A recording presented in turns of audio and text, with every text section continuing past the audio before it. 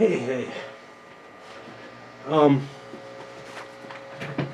I want to talk a little bit about the whole Biden trying to delete this portions of the student debt. And this has been a political um, debate within the Democratic Party, at least, uh, trying to placate the younger voters who, generally are in support, but there are reasons that Democrats are in favor of this outside the purely political, and reasons why younger voters are more aligned in general as well. Um, there's a few things I don't want to get into about this, and some of them are telling, to be honest. So, for example, um, is it even legal to do this as an executive order? Obviously, Congress could do it, but I, I'm not in a position to answer that question. It feels a little funky to me for a president to just be able to sign off on that kind of money. Although, honestly, the kind of money involved in the moratorium on paying the debt off as well. So there's been, a stay at least on. I don't know if it's affected the interests at all. I doubt it, but there's been a stay on having to pay your debt off during the pandemic period. I don't even know how legitimate that is, um, but at the very least, at least on paper, the money's still there, right? They're not if they're not wiping out interest on the money. It's just saying, hey, you've got some leeway, and there were already provisions in place to allow for that. So that's probably legitimate. This may not be. It sounds like flushing a whole bunch more money that Congress should be at least starting the process on instead of the presidency. Um, See, I talked about it anyway. I said I'm not going to talk about it, but that's the case with anything that I bring up, right? I've got to tell you uh, at least some of the points to it. Um,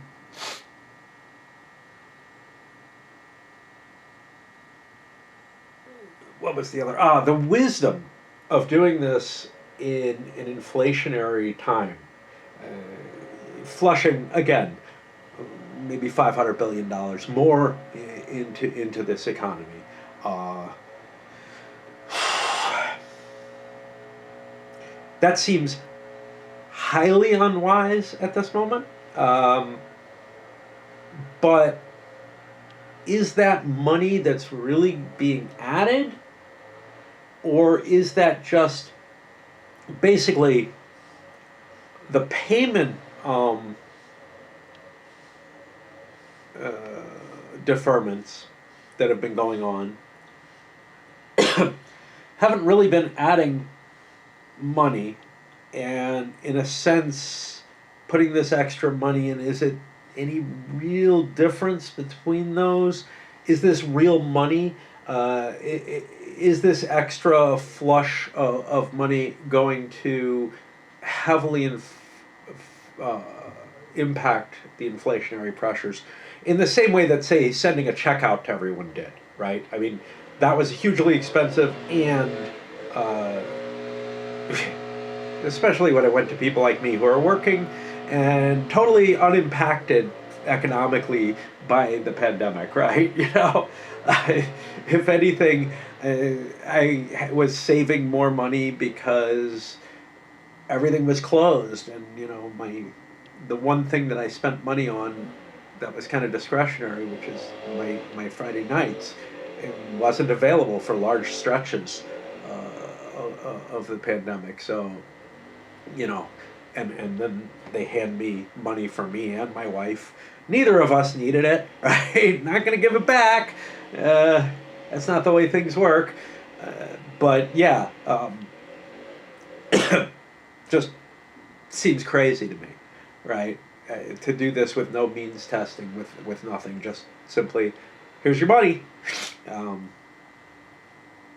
I'm always troubled by things like that. But rather, The particulars of why this is fair or unfair, whether that matters, and the special circumstances that surround uh, the student loans that are guaranteed by the government, as well as wow, I got a counter train where I didn't think I did, as well as yeah, there was something else to go there. Anyway, one of the first things that people just, I think, the biggest thing that bugs people is this idea of it ain't fair, right? Um, I when I was going to college, my parents were wise. They had set aside quite a bit of money, uh, and they paid all my college bills themselves. The first year or so, they gave me money for books. I never asked for it again because I don't know. I was kind of a wastrel, not in terms of you know really getting much out of school. So I bought a couple of books used that I needed to. My dad was able to get some for free, basically, and I would ask for those within his field. But because he could ask for them as review copies, to deter. But I would get the books that I could from him, which were ones I definitely needed. Other ones I could often find a used copy for cheap or something that worked well enough. And, it just wasn't that big an expense. Um, I also was receiving a stipend from them, from my parents, essentially. Now, some of this money was from loans that were being taken out, but they were managing my money essentially there, and some of it was from money they put aside for my college education that could only be withdrawn and given to me essentially, and they ended up without paying taxes on it. They ended up paying giving me far less than what they had put aside. uh, because again, I didn't ask for the extra book money. Um, I was living off a couple $100 a month from them. I did end up getting a couple of jobs to you know to be able to afford living in a situation that was not just uh, that was not as cheap as had originally was in.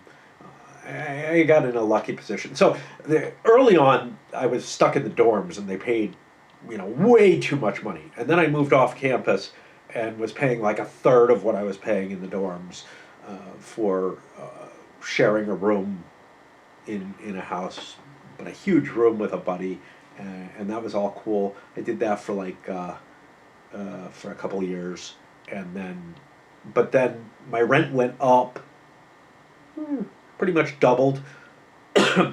uh, when I moved in with a girlfriend, which was still significantly less than what they initially were paying in the dorms, but I had negotiated, hey, look, I want to move out of the dorms, just and off of the food plan. Just give me like $300 a month, and that'll more than cover everything.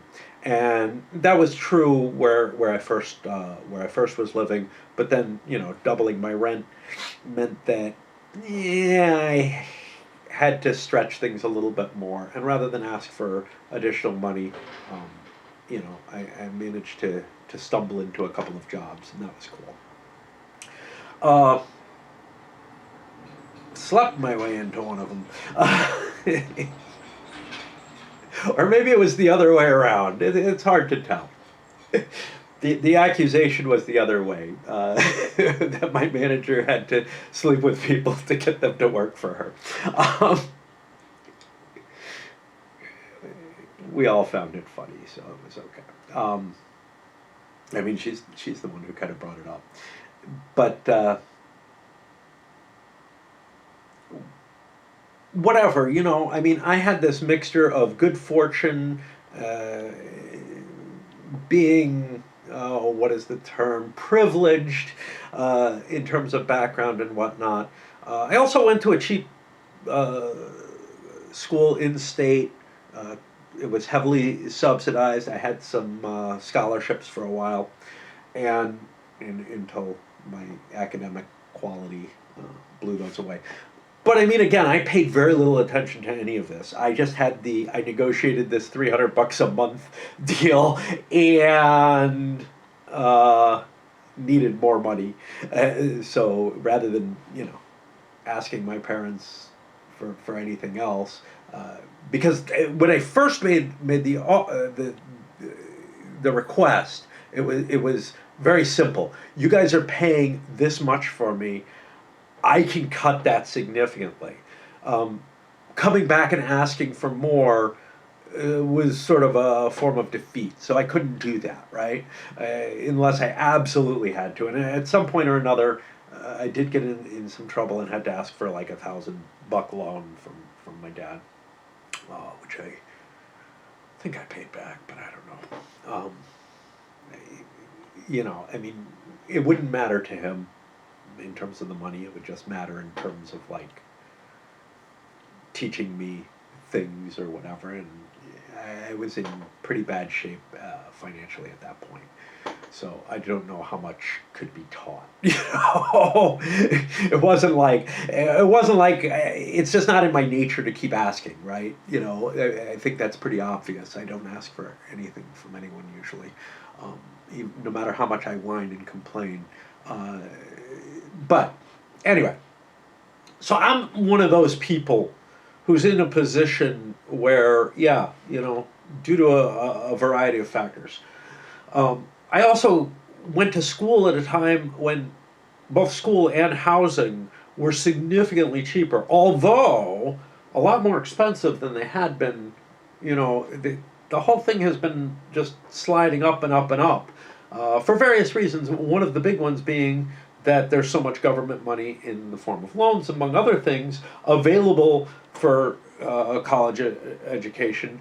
And college education is seen as necessary because the businesses have pushed off that, entry level training type position that you would work your way into the office, into a white collar job from high school or whatever, into no, now you need to have had a college degree of some sort to prove that you can do work that your education didn't train you for at all. It's just to prove that you're capable of doing things at all. You're capable of coming into work every day because you apparently made it through and got a degree, which was something I was able to do without having to go to school. And I knew a lot of other people who were basically able to kind of blow off school and get their degree as well.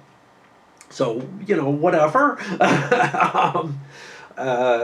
But somehow or another, a very low cost that businesses used to pay, uh, you know, what would it take? 3 months, maybe 6 months at the outside to get somebody upward in their work has been to where they can, perform quality enough work that they're well worth paying. Um, what has changed from then? Well, they've shifted a lot of the burden of that sort of socialization into, well, you have to have a degree now in order to get this job at all, and whether or not the degree has anything to do. Usually the training, yeah, the training is all on the job in most of these jobs. And that includes specialized things like computer science and whatnot. When I got out of high school, I was fairly capable of taking an entry level computer job at that point. Well, honestly, I could have done it before I got into high school, but special case here, right?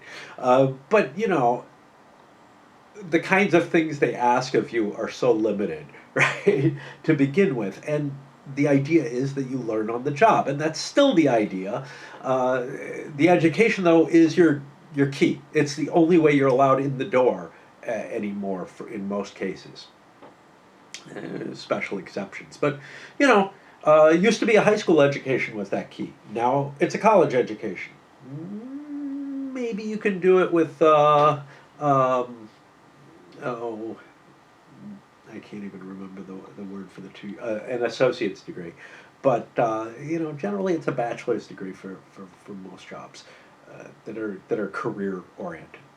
Um, so that's one thing that raised the cost, along with the government money. Um, there was another. I don't remember what the fuck that was.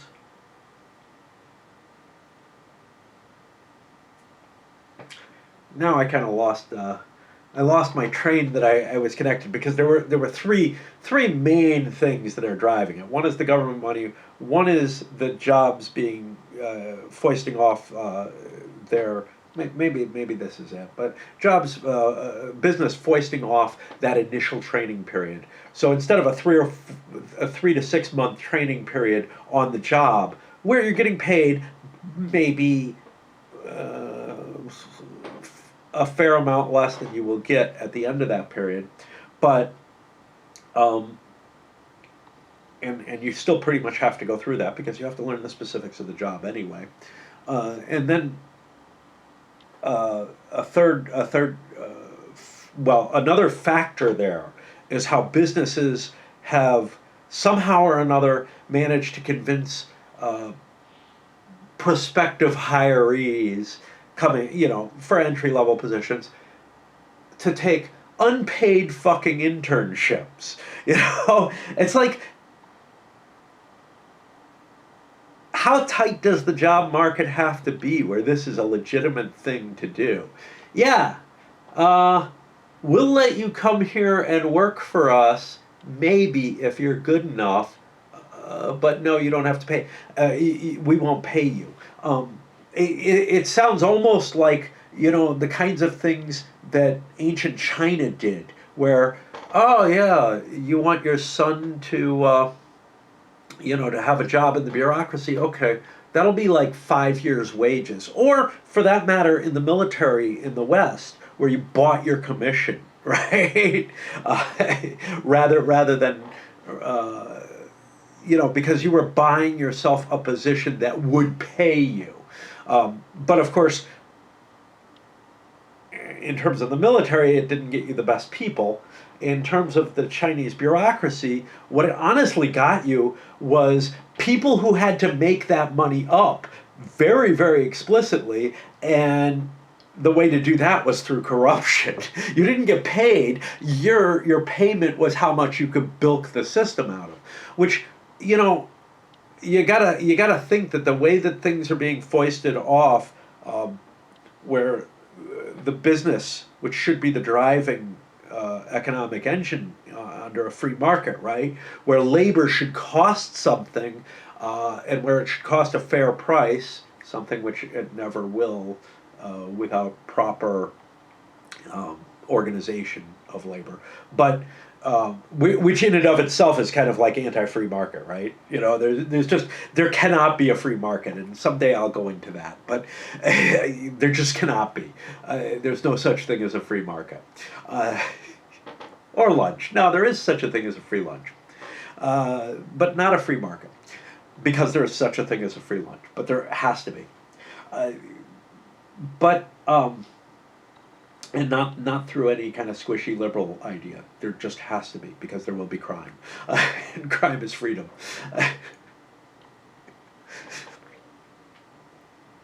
Freedom is slavery. But anyhow, so you have these multiple facets that are driving up the cost of education. And this view that education is a necessity, that you can't make it without it. And this sort of nepotism of a type which surrounds the elite universities, the ones who pay the most for. People who have never experienced, say, a good state school, but have gone to Harvard, have this view, which is inculcated into them at Harvard, that nobody else is kind of worthy. If they're not Ivy League, and especially your own alma mater, they're just not worth it. They don't know. If you're one of these top schools. Now, are those schools better? Who the fuck knows? Because they suffer the worst grade inflation out there. There's this sort of, everybody gets at least a B because everybody was selected is so good that that's what they deserve.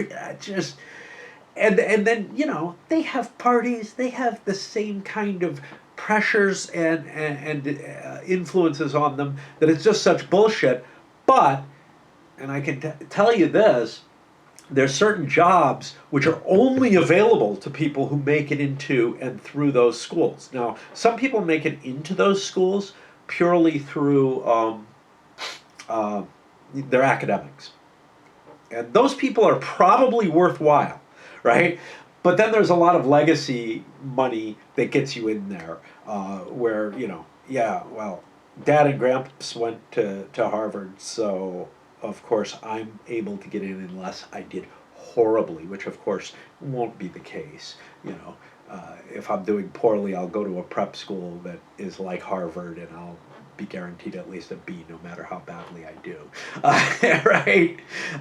But I can assure you that there are certain very, very high-paying entry-level jobs. Like we're talking, when I graduated from my second undergrad, we're talking maybe 4 times my starting salary if you came from an Ivy League school. So those schools already have this giant jump up in terms of, it's understood that you're going to go into a certain kind of environment in whatever job that you have, and if you do anything other than that kind of high-paying position, that's a real oddity. Right, and we're talking about this. These are the people who can get into the investment banking firms and stuff like that, off of a liberal arts degree. Okay, you know what I mean?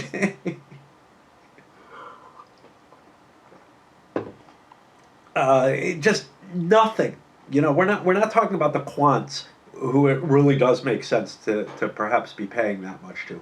We're talking about people who are just being hired almost entirely because of what they had able to get. So starting entry level just drives the prices up, etc. All the work costs, all the cost of labor is sort of shifted to people who have these degrees, who really don't know much more than someone who comes out of high school, right, and aren't that much more prepared. Because the reality is, it's that 6-month training on the job that gets you there. But what about the fairness issue that I was bringing up with the, hey, through good fortune and through some work, I was able to get myself a decent job. I was able to get myself through my education without a hell of a lot of loan. And part of that was time as well, the timing, because the price of education has gone up so much. But I also knew people who were in much worse situation than I was, who were reliant on, the same kind of grants that I got because they were kind of capped, and they weren't needs-based. Some were needs-based, whatever, but they were capped at like your tuition cost, which meant fees, which schools more and more started shifting their costs to fees rather than just, sort of a one price gets you all the stuff like parking and things like that.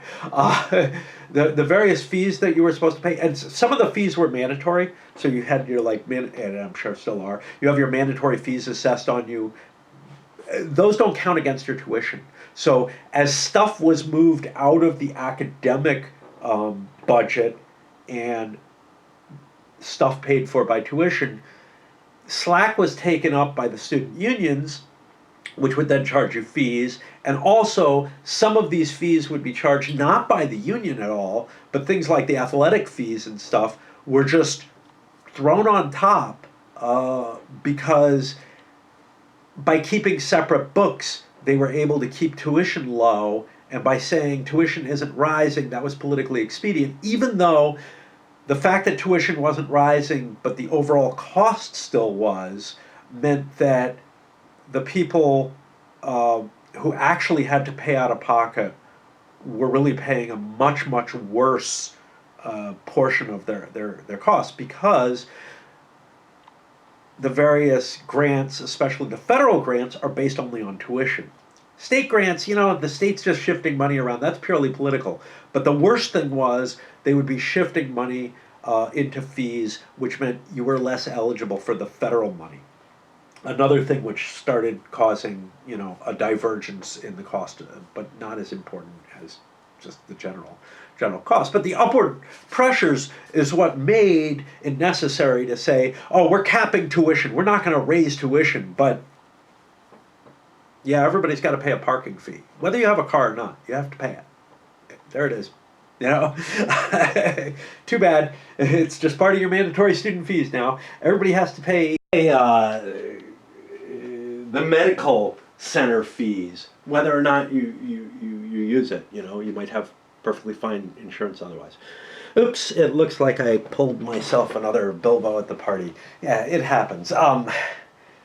But I loved when somebody pointed that out. It was just such a beautiful, beautiful thing, because the camera died in the midst of a sentence. I pick it up in the midst trying to remember to make a flow. But I'm not on screen anymore. And I was talking about Tolkien at the time. Tolkien. But anyway.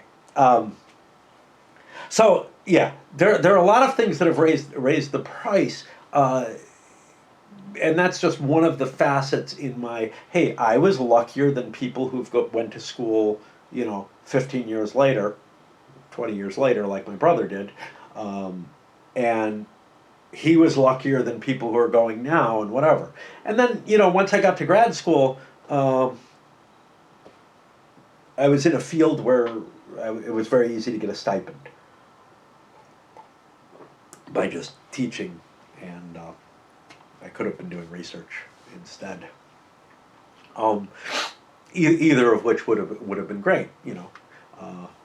Teaching turned out to be the cheaper thing to do, but doing research would have worked me towards the PhD side of things.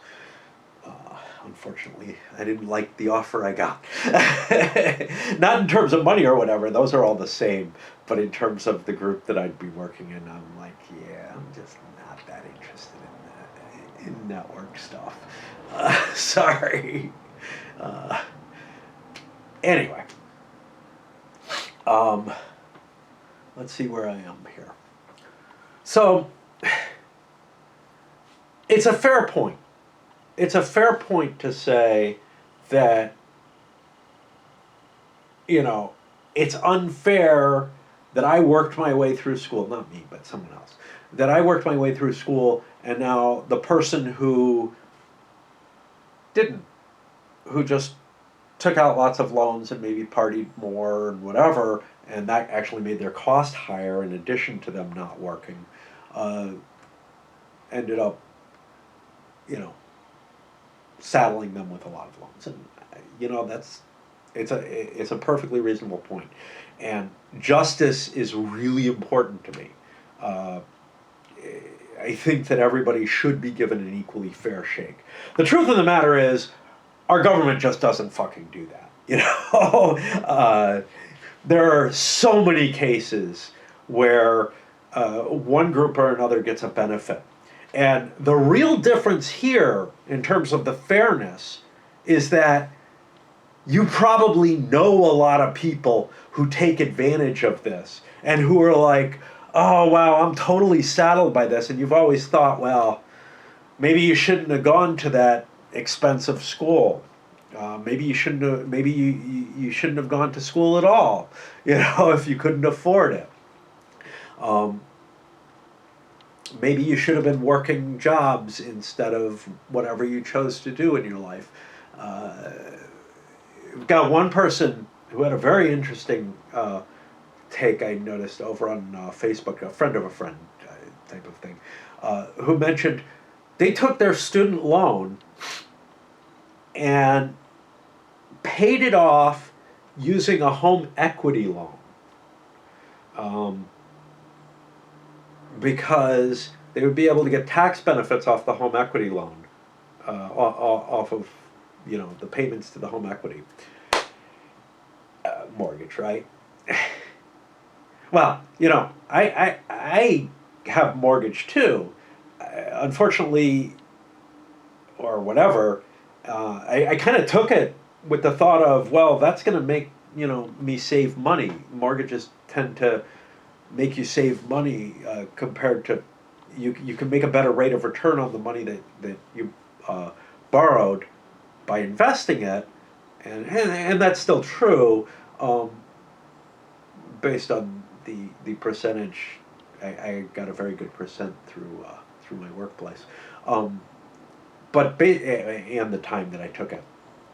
But based on the percentage and based on, although I should have refinanced, it would have been even better. Based on the tax benefits that are built in, that for whatever reason we decided that like people should own homes whether they want to or not. We're gonna incentivize people owning homes, just like we're gonna incentivize people having children or incentivize people getting married, right? There never was a marriage penalty, by the way. that was a fucking lie from hell. But anyway, what there was not as much of an advantage as there is now, but still an advantage. But anyway, we give all these incentives for various actions, some of which are reasonable, some of which are not, and it doesn't terribly seem like a bad thing to me to incentivize people going to school any more than any of the other choices. Certainly, it is, I think, better than incentivizing children, and I'm really not sure marriage is such a fucked up idea. It's something from the past. That's all I have to say. It doesn't fit our current. It's something that belongs to the patriarchy, in all senses, and it's so slanted in that direction. But including in ways that hurt males, right? I mean, because the concept is that the female wouldn't be working and making an income.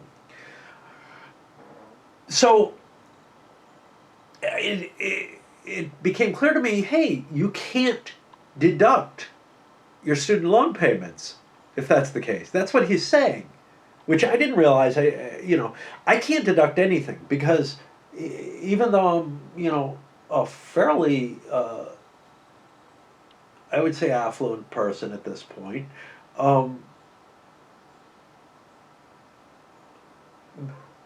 the sort of default individual deduction is just more than, and it was with my wife here too, but then we had two instead of one, is more than, any kind of deductions I could get otherwise, and I don't quite understand about that. Now, if I started investing, I don't know what the legitimacy of this is. If I was investing in a standard IRA, rather than a Roth, with my own money, that would start creating issues there. I know my dad always used to, have to itemize and everything, and I'm not sure why. Maybe the tax code has been simplified in a way, but I know I was expecting when I do my taxes then it would come back and be like, yeah, you have a mortgage, therefore it's to your advantage uh, to itemize. And I was a little worried about that. Could have probably stretched a few more bucks out of it from a few things, but it just makes things more complicated and everything. But I haven't had that advantage. I mean, the sort of just claim your dependence and boom, that's higher than I would otherwise have. Now I don't give to charities, but charitable deductions, Trump wiped those out, so I don't know what's left. There was a short period where I was getting royalties, but which I think those required a different form and were taxed at a different rate. They didn't really create a deduction. They made it complex. They made my taxes more complex, just like my wife made them more complex because she was working as an independent contractor. Um, but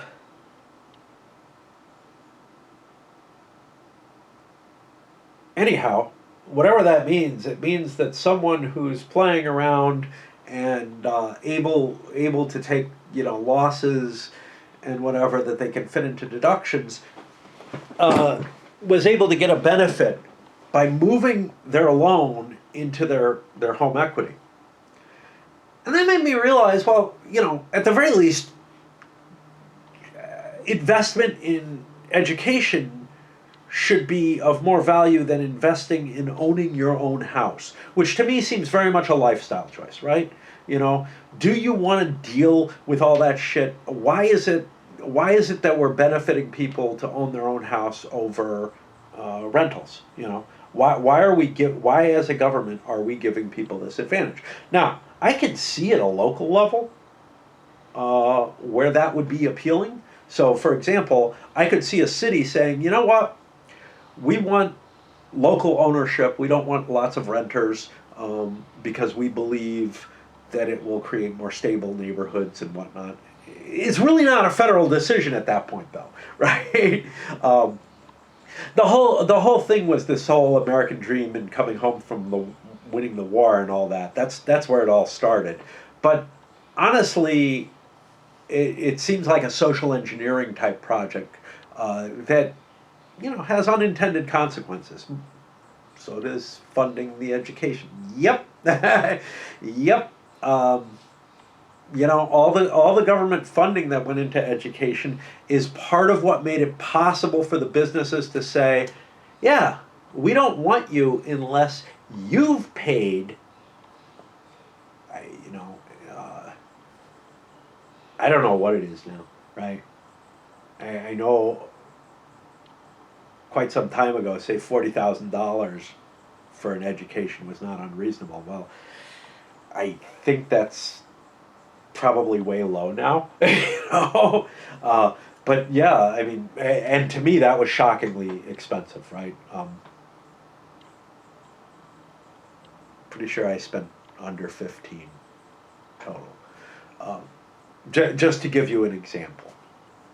Uh, yeah. Of course, I also lived in a one, two, three, 4 bedroom house that sold for uh, somewhere between $30,000 and $40,000. It was a fixer up, and the parents of a friend of mine bought it. But in a bad neighborhood and all this in the student slums area. Uh, but you know, in the middle of a city, yeah, not bad at all, to tell you the truth. I don't know what it would go for now. Probably well over 200. Uh, and the neighborhood's gotten worse. But anyway, um, where am I? Because there's something, yeah. So that led me to, it's kind of weird how the government set it up so it's financially different. They did a much bigger thing, though. And this is one that's been bothering me for a long fucking time. And it's one of the big differences between your student loans and why people are fucked with student loans and any other type of loan that you can get. So here's sort of the nightmare scenario. You go to school for 2, 3 years, whatever. You accumulate a humongous amount of student debt.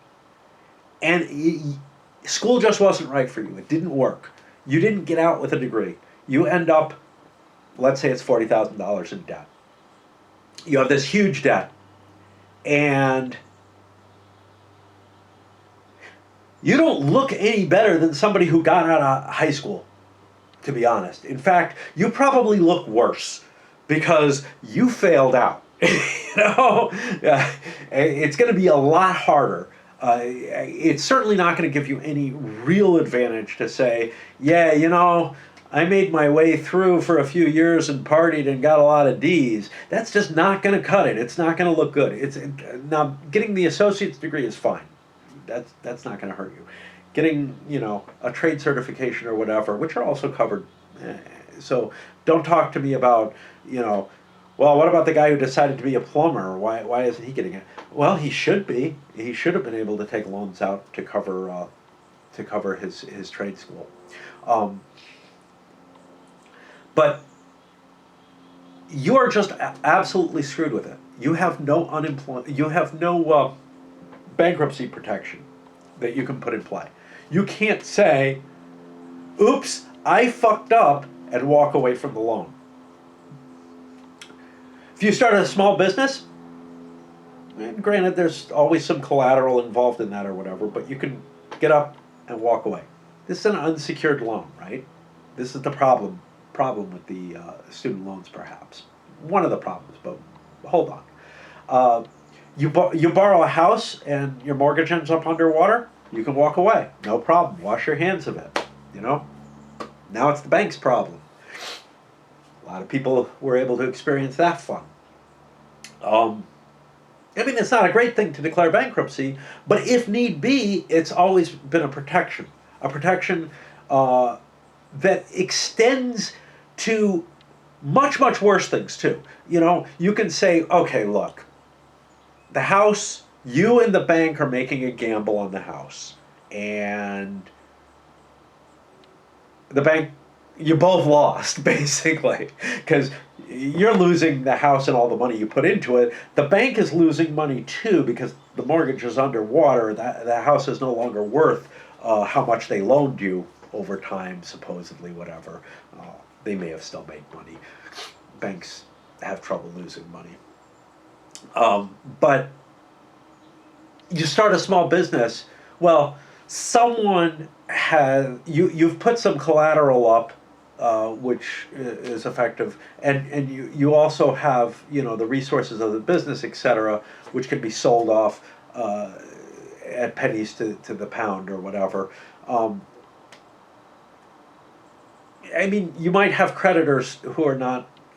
You might not be talking about a loan for a small business, right? You might be talking about you owe money to creditors. Well, they agreed to give you a bill for something and keep delivering goods to you. They trusted you. They made that decision, right? You don't have that with these education loans.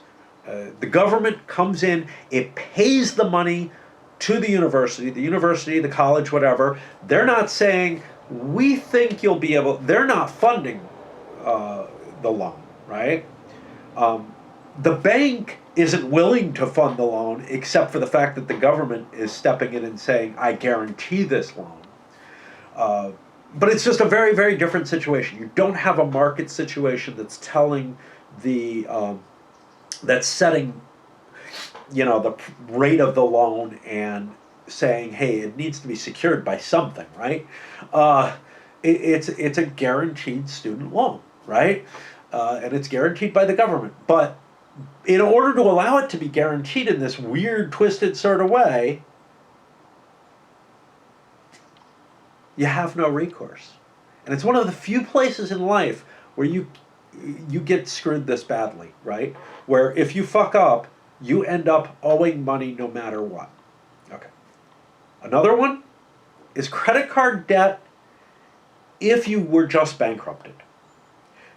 Somehow the credit card companies managed to get this little trick legislation that allows them to say that you can't declare bankruptcy within 7 years of your last bankruptcy. Which means if you run up a credit card debt and can't pay it, and you go bankrupt, and now you're wiped out, right? But you don't owe anything. Well, all the credit card companies are really, really willing to give you credit now because you can't declare bankruptcy again. This is just bullshit. It is total fucking bullshit.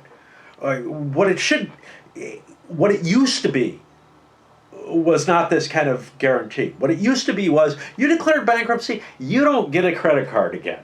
Because the bank can't afford to take that risk on you again. None of the banks can. Your rating is shit, and it will stay shit. That makes sense. Perfectly reasonable. What doesn't make sense is to say, well, yeah, you fucked up, and we gave you your one free pass, but now you can't have that. And that it just blows your mind. But it makes more money for the credit card industry to be able to act in its predatory manner. I can think of one other circumstance. So, I mean, I go out, I drive a car, and I run over a bunch of kids on a field trip accidentally because I'm, not criminally liable, but whatever. I run over 4 or 5 kids. I can declare bankruptcy protection. It'll wipe me out. I will not have any assets, but I will not owe money in my future life. That's what bankruptcy is all about, right? Well, and businesses are you can do even scarier things if you can create, some LLCs to protect you. You make sure they don't have any holdings, but they do the high risk activity.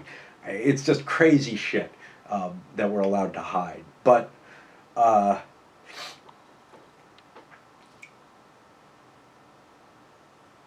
there is almost nothing that bankruptcy will not protect me from.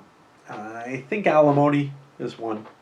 Another one is if you squirt your fuck sauce in one of them spawner holes, right? If you do that, you're in danger, That's one of the few things. So,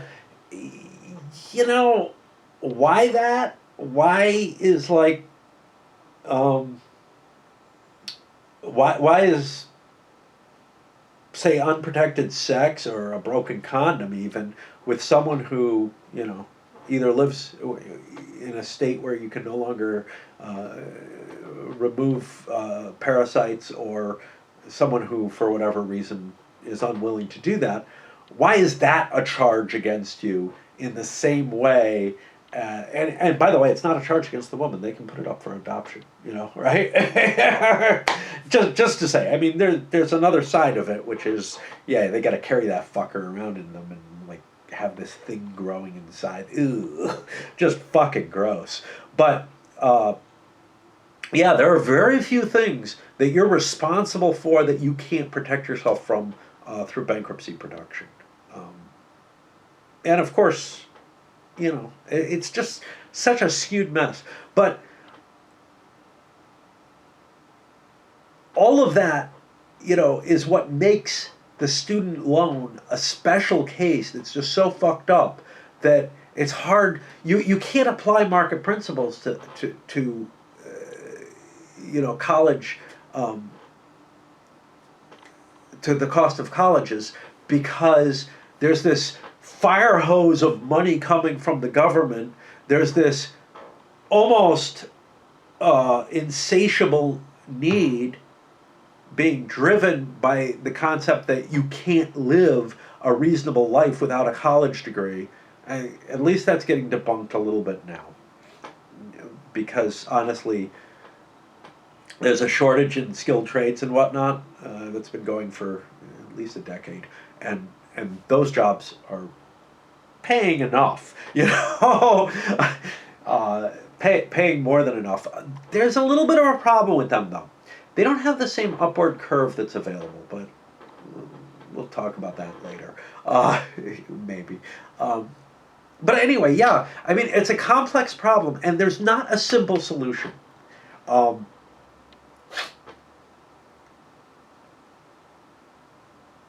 Throwing more money at the problem can't be the end of it. It's going to create expectations that, yeah, more money will be thrown in, that people will be being bailed out left and right. Another problem was the levels at which they set the values. At least they put a cap on it. So Biden put a cap: 125,000 and above doesn't get any advantage. And what is it? You get additional advantages if you had Pell Grants, which are the financial need grants. I had those, which kind of shocks me. But anyway, like, I didn't feel poor when I was young. I don't think we were, but it seems odd. Yeah, I'm not able to come to a real conclusion here. I don't think what is being done is the right answer. I think it should have been a little bit more targeted,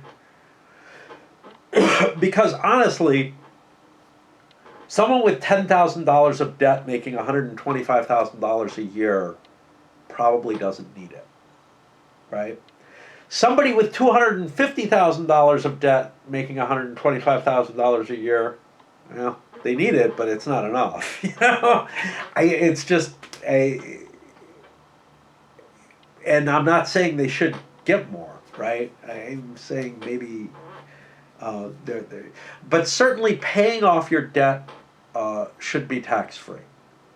If I'm making $125,000 a year, and I decide to service my debt not with the minimum payments, but I decide to put $80,000 a year into that. So I'm only living off $45,000 a year net, right? Out of my gross income.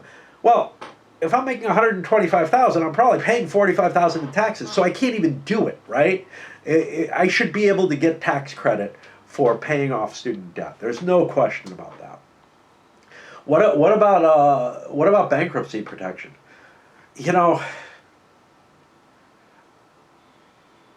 To me, taking away bankruptcy protection under any circumstances is the equivalent.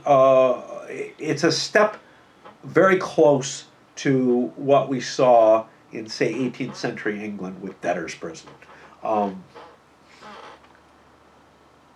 You put somebody in a position where they maybe can't even really actually work productively because you're so hindering them. They might not be able to buy a car and get to a job. You put things into a hole in which you can't dig yourself out of. And that's the whole point of bankruptcy protection. It's to allow you to start over. You fucked up, all right, we can live with that. We can live with that. You can't have savings or whatever, but you can start over. The problem is, education isn't something that serves as collateral, right? The only way it serves as any kind of collateral is in the sense that, well, we expect you'll be able to make higher wages off this. Well, that should be a gamble that the financer, and if it in the end is the government, is going to make the decision on whether or not they can take that gamble. It shouldn't be put on the person who is almost forced into taking these loans in order to dig themselves out of poverty, right? You know, if the only way out of your poverty situation is to take student loans so you can get a college degree because jobs no longer will accept people without that unless, you know, their service, their low paying service jobs and stuff like that. Um, it's the government that's made the decision to underwrite the loan, essentially. So they shouldn't be using the police power of the state in order to enforce that. They should either be underwriting the loan, which is what they say they're doing, sort of, or not. If they want to do this social engineering experiment, sure, set it up. You know, if you have to set it up so somebody's co-signing or whatever, I don't know. I don't know. Uh, you know, loans maybe need to be means tested so that. But we shouldn't be in a position where someone from a wealthy, you know, situation or a wealthier situation, one like where I grew up, where there was enough money to put me through school, but I took out loans because they were a deal. Mainly because the interest was deferred while you're in school. We shouldn't be financing that, right? If but part of the problem is you're hitting this weird borderline between the person taking and responsible for the loan is sort of kind of an adult. Sometimes they are, sometimes a few times they aren't. And your eligibility for the loan is not based on your income and your capacity to make money. No, it's based on your parents. It's all part of the problem of this, the legacy inheritance type culture that we have, where what you hand over is cash, you know, essentially. But yeah, the inherited wealth problem is just really troubling, and it creates a real difficulty. You know, if you're going to accept that kind of bullshit, it does make some sense. You can't take the prospective student, you know, the person who's looking for the loan and who ends up responsible for it, by the way. And it doesn't matter. It doesn't matter if your parents are going to support you or not. It doesn't fucking matter. The only recourse you have if your parents say, "Yeah, you're on your own, kiddo. You want to take loans? Go ahead. You don't. Yeah, too bad. Guess you'll be washing dishes for your life." If the parents aren't willing to support, the person taking the loan is in no better position than any, you know, they're at the lowest rung. They have no income, right? The only recourse really there is to go work for a couple of years and then go to school later, which isn't that bad. That's what my first wife basically did. And I mean, she might have been okay, simply because I'm trying to remember. Her mother was raising her, and they didn't have a lot of money. I get the feeling, but they might have had enough. They didn't have any money to support her education. They might have had enough to make it that she couldn't get grants to cover, you know, most of the tuition costs and whatnot. But anyway, yeah. I mean, everything is just so fucking messed up because we base it all on this concept that the parents will support the children from what, 18 to 22 while they're in school. Why do we make that assumption? Well, because a lot of them do.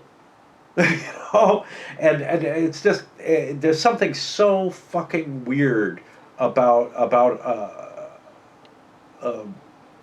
trying to structure equity into a system that is so fundamentally inequitable. You know. Anyway, just some words there. You know, if you look at don't say it's the natural way either, because if you look at various tribal organizations, whatever, in hunter-gatherer societies, in a lot of cases, you don't have things like property. You really don't. Property is something that's introduced by by Bronze Age culture, essentially.